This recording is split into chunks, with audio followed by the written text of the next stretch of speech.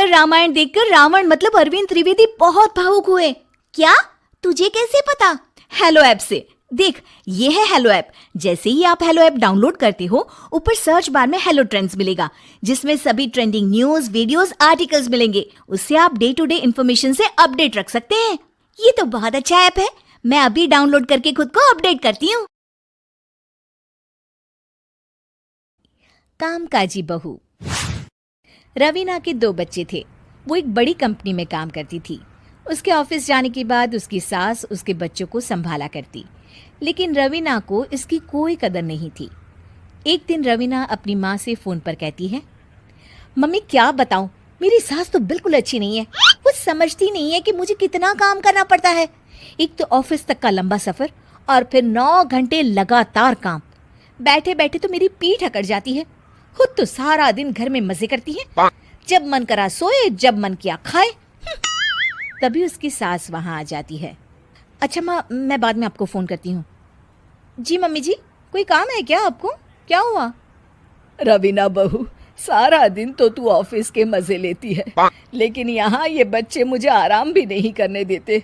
मेरी तो तबीयत खराब हो रही है। तो आपको लगता है कि मैं दफ्तर में मौज करती हूँ? आपको क्या समझाऊं, छोड़िए। माँ, काम करना भी जरूरी है। मजबूरी नहीं होती तो मैं खुद ही अपने बच्चों को देख लेती। अब आज तो छुट्टी है ना, आज तो कम से कम घर का काम कर ले। बहू काम शुरू करती है। बच्चे के साथ काम करना उसके लिए असंभव हो जाता है। वो जाकर बच्चा सास को देती है और कहती है, मम्मी जी जरा बच्चा तो पकड़ लीजिए, मैं घर का काम कैसे करूं? जैसे मैं करती हूँ रोज बच्चे के साथ। तुझे बताऊं तो तू सोचती है कि कोई बड़ा काम तो है नहीं, बच्चा तो सोता रहता है। अब देख लिया। खैर, बस मैं यही तुझे समझाना चाहती थी। ला, बच्चा मुझे दे और काम कर। बहू मुंह बनाकर वहां से चली जाती है। वो मन में सोचती है, बात तो सही है, बच्चे के साथ घर का काम करना असंभव है। वो किसी तरह काम करती है और अगले दिन ऑफिस के लिए निकल जाती है। ऑफिस में उसकी सहेली उससे कहती है, यार तू तो बड़ी लकी है, तुझे तेरी सास खाना बना कर देती है, बच्चे भी देखती है और तुझे किसी बात की चिंता भी नहीं होने देती। अरे क्या लकी, बदले में मैं उन्हें पूरी कमाई जो दे देती हूँ और अपने बच्चे से दूर रहती हूँ वो अलग। हर किसी को ना दूसरे की प्लेट में ज्यादा घी दिखता है। जा अपना काम कर। अरे फिर भी ये तो है, यहाँ हमारे बच्चे को मैं क्रैश में छोड़ती हूँ, हर पल डर लगा रहता है कि क्या कर रहा होगा। खैर चल, मुझे क्या। बहू घर आती है तो देखती है कि उसकी सास उसके बच्चे को बड़े ही प्यार से खिला रही होती है। वो माँ को देखकर खुश हो जाता है।